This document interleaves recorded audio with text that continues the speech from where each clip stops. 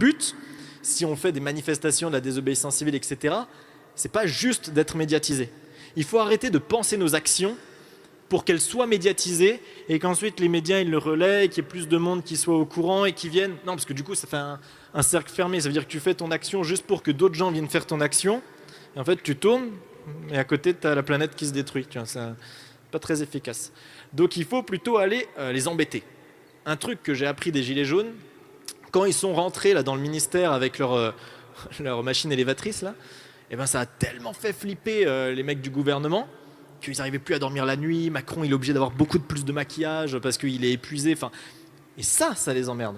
Parce que ce que les riches recherchent et ce que les puissants recherchent, c'est la tranquillité. Si tu leur enlèves cette tranquillité, bon, déjà, ils vont être beaucoup plus vénères et ça va partir en état autoritaire. Ça, on n'y manquera pas. Mais au moins, ça les fait avoir les pétoches et agir en conséquence de cause. Ne soyons pas dupes, même avec 5 millions de mobiliser pour les marches pour le climat, ça ne changera rien.